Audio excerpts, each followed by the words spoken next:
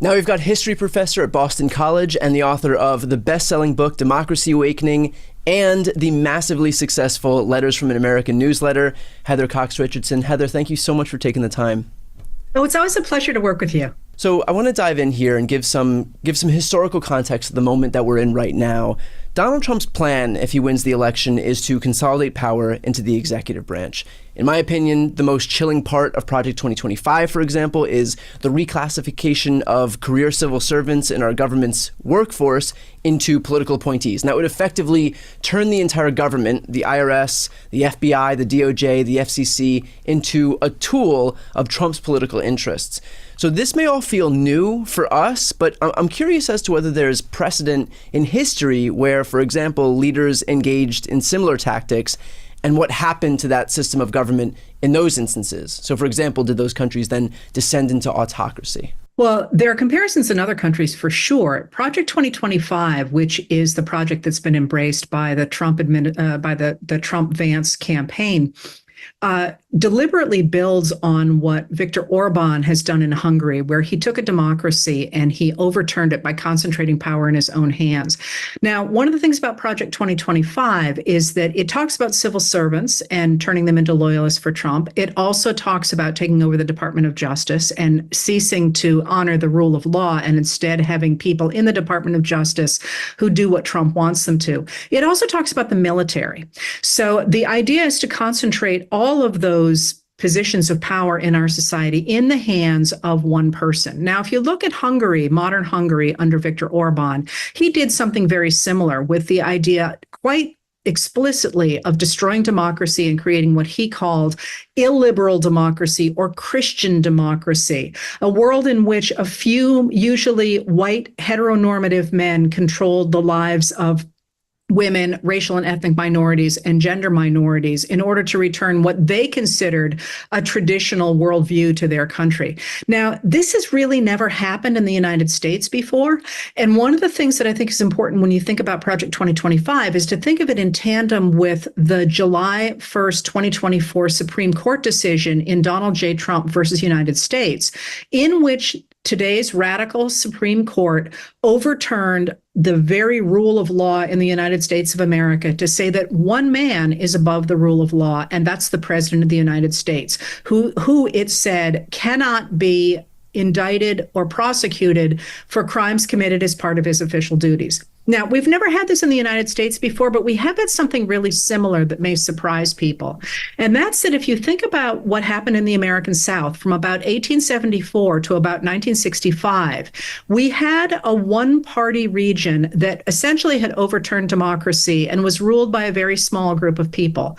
And in that American South, essentially, the states and the state legislatures decided how people would live within those states. They passed their laws that discriminated against people of color, Black Americans, and certainly discriminated against women. And at the same time, the way that that played out on the ground was that capital fled the region because there was no point in trying to invest in a factory, for example, in the American South, if who you knew was how would determine how well that factory would do. And similarly, even white Americans who theoretically would be privileged by this system, their lives too depended on who they knew. And so while we haven't seen the attempt at a national level to concentrate power in one single person in the United States, we have seen how the idea of a one-party system plays out. And it played out in the American South in a way that really destroyed the economy and destroyed equality. Yeah. Let me ask you this.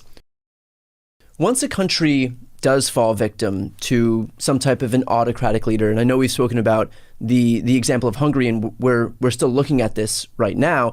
Can you talk about the likelihood of coming back from that? Well, that's sort of a large philosophical question, right? Because you don't just have to look at Hungary, you also have to look at places like Russia, which is, again, a model for some people on the radical right nowadays. And look what's happening to Russian citizens right now who are being shoveled into the maw of military that's grinding them up and leaving them to die on the battlefields.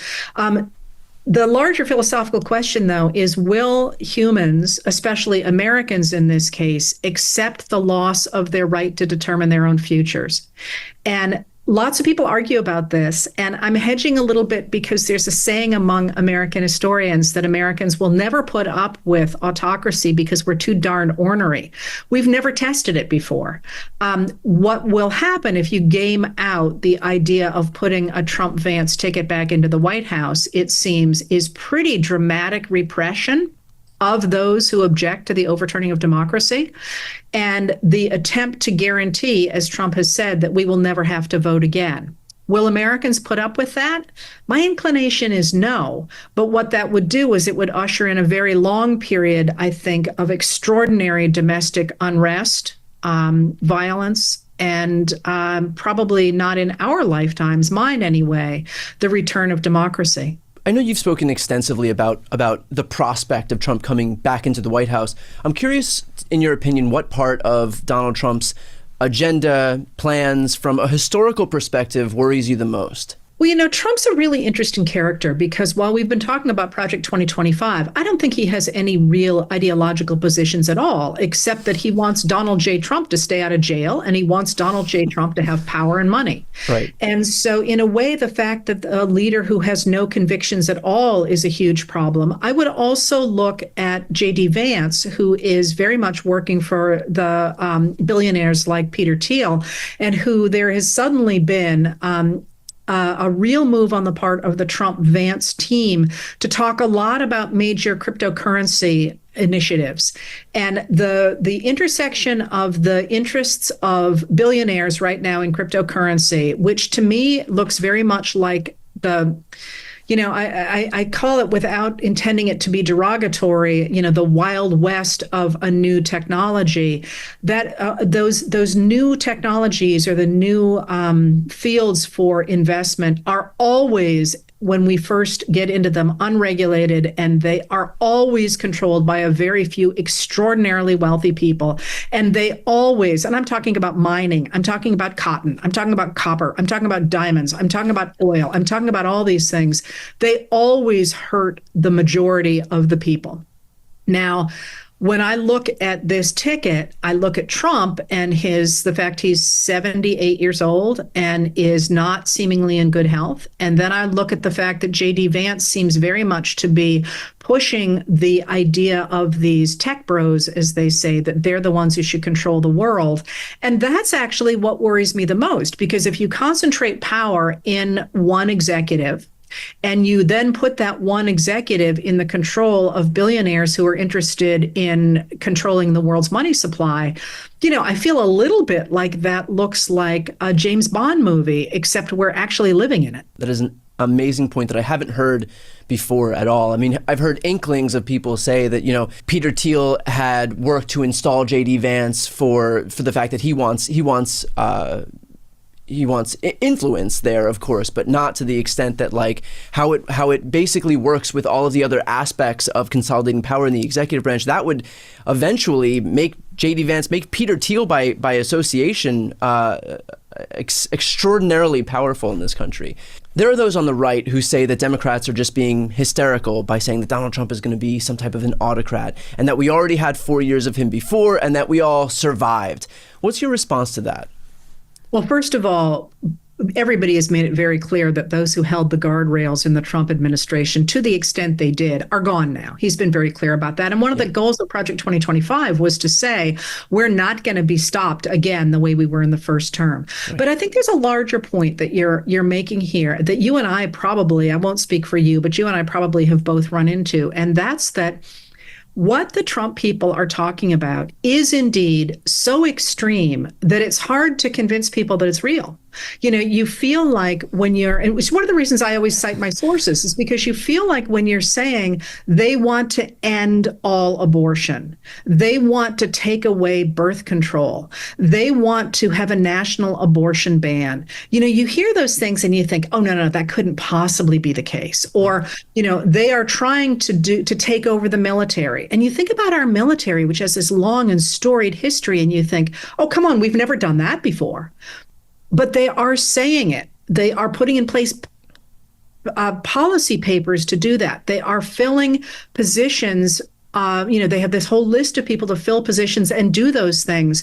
And I think if we don't take it seriously, we're making a huge mistake. Well, that's why I thought it was so important to speak to you today, because of that exact reason. I mean, we're out here saying that they're going to do X, Y, Z, and we're saying it because they are promising it. But at the same time, it's hard for us to imagine it as Americans because we just don't have a schema for that in this country. But I think when we do take a moment to look at historical precedent, and when I say historical, we don't even have to look far, because to your exact points earlier in this conversation, you discussed Hungary and Russia, and these are happening right now, and we're watching these countries turn into illiberal states. And I think that it is important to look elsewhere, that we're not special, and it's happened in other countries, and it can happen right here, and it's already happened to a degree. When you look at Chevron, when you look at Dobbs, when you look at historic precedents that have been completely turned on their head in this country that we didn't think could ever happen, and yet for the first time we are seeing rollbacks in rights that kind of defy anything that we've seen in American history before. Yes, and there's another really important angle to this, I think, and that is the rhetorical structure that Trump has always used is one that was, in fact, embraced by the Nazis in Germany.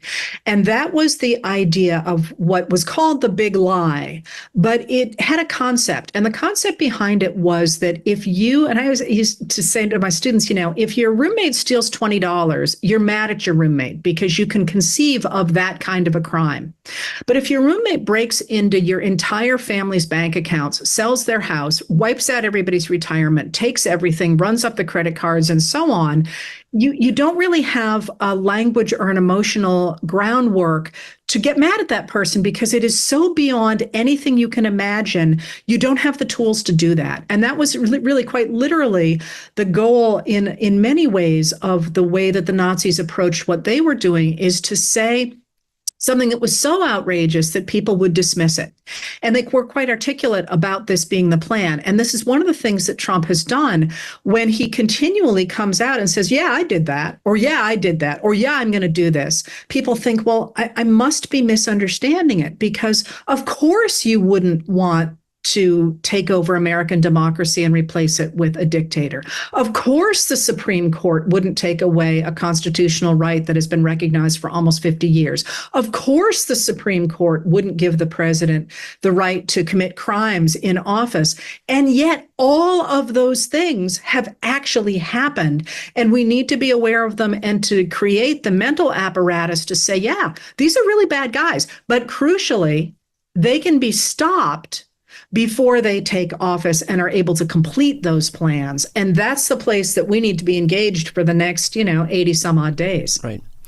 So in trying to figure out how to effectively convey this warning to people, I'm curious if I can get your 1-minute pitch to someone in the social media era who is scrolling on TikTok, for example, in terms of adequately conveying the danger of what a Trump presidency would bring. The Trump presidency will bring a dictatorship.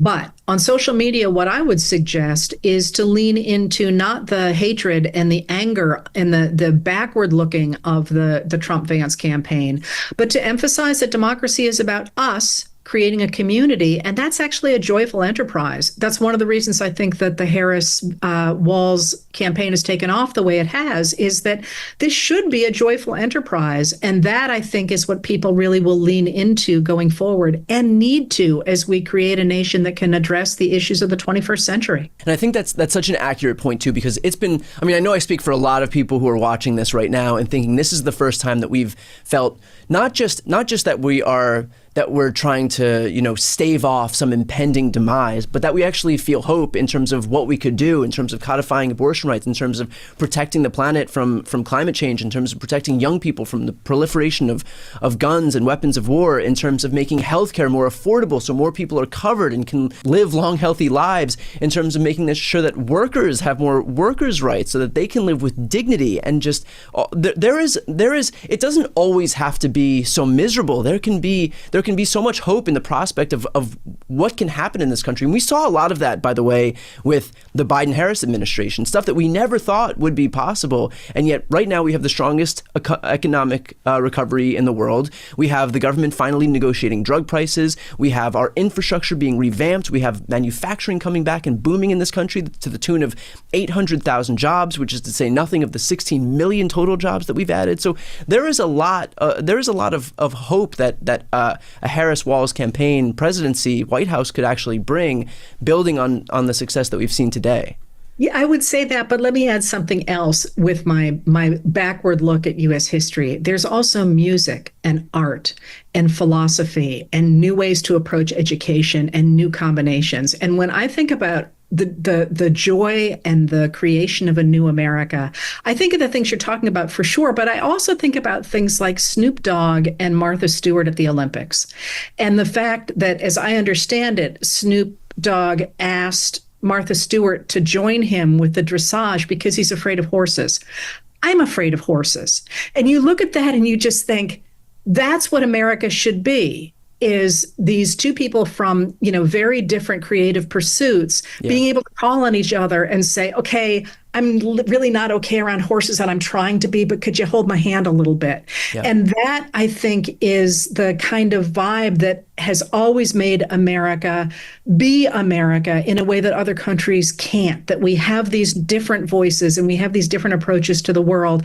And together they are far greater than the sum of their parts. And that is, when I think about the joy of this moment, that's the kind of thing I'm thinking about: the gardens and the paintings and the friendships and the communities, as well as the political policies that reflect those things. Right, as opposed to just retreating into tribalism, because that's what our politics wants us to do right now.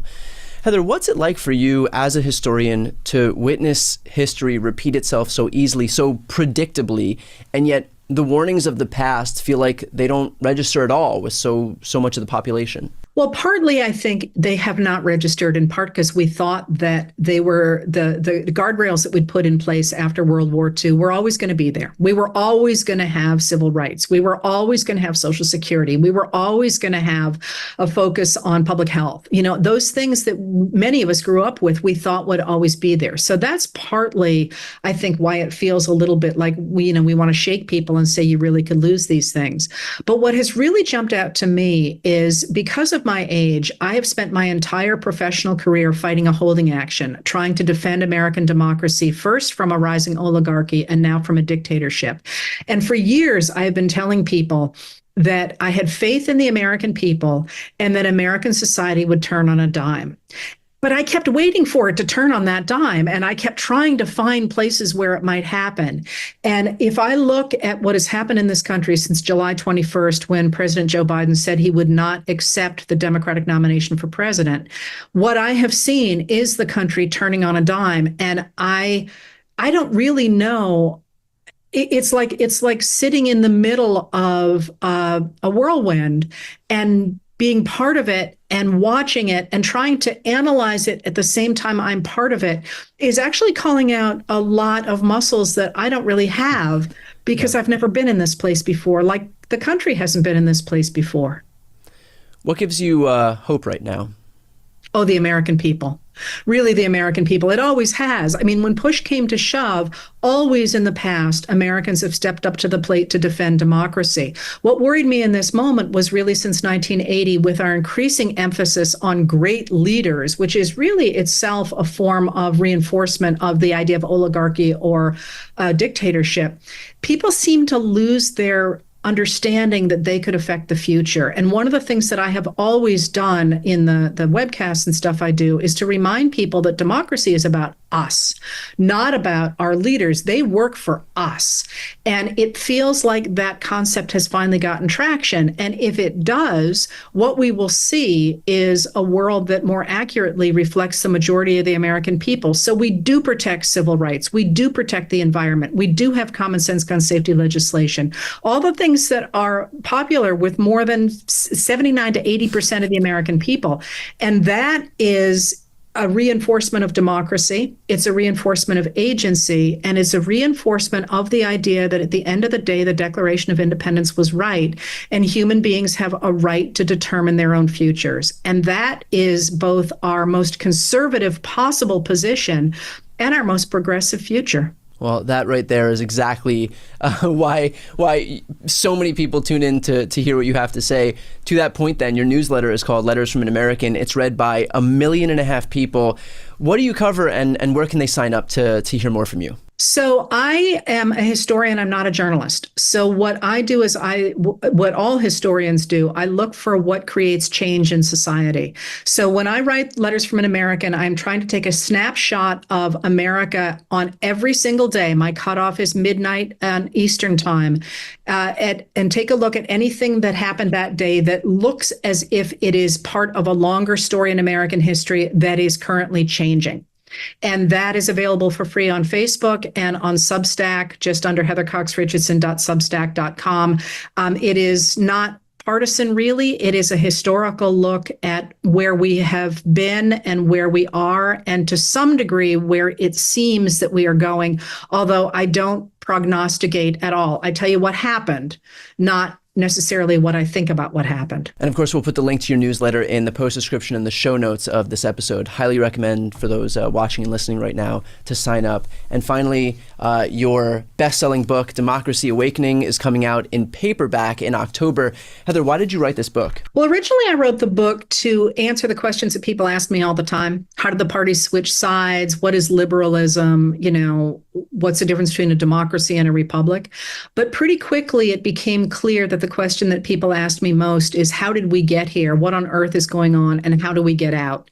And so the book is divided into those three parts. And the third part of it, I think, is actually in many ways, to me, the most interesting, because it's a how-to manual for expanding democracy, by taking a look at all the different ways in our history that people have taken these concepts that were articulated in the Declaration of Independence and then turned them into the modern democracy we have today. But that being said, I understand that there is a new book coming out on the other side of this interview as well. Tell us about that. Yeah, so that my book is called Shameless, and you were kind enough to sit with me and give me some guidance in terms of the historical aspects of what we're seeing right now in today's modern Republican Party. And so I do focus on a lot of the plans that Republicans laid out in the beginning, whether it's from the Powell memo, whether it's from Roger Ailes' memo that would eventually come to be what Fox News is today, Project Red Map, which in 2010 was the plan in the aftermath of Obama's election to start gerrymandering the states. So how Republicans have used these long-standing plans, which are bearing fruit right now in a big way. We've spoken in this conversation about how the Supreme Court, how the Supreme Court and much of the judiciary has been there to help the Republican Party consolidate power. These are plans that have been laid out for a long time.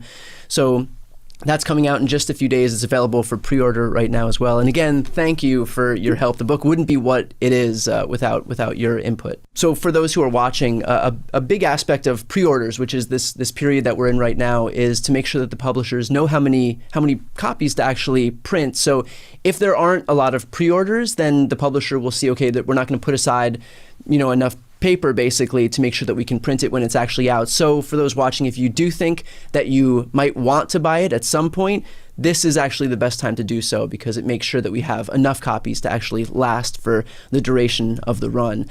So for those watching, if you want to support my work and if you want to support Heather's work, both of our books, Shameless and Democracy Awakening, are available to go grab whenever you have a chance. Heather, It is a pleasure to be able to talk to you, and I think this interview is a testament to why so many people have signed up for your newsletter and have bought your book thus far to hear what you have to say. So I appreciate you taking the time. Well, back at you. I love this show. Glad to be here.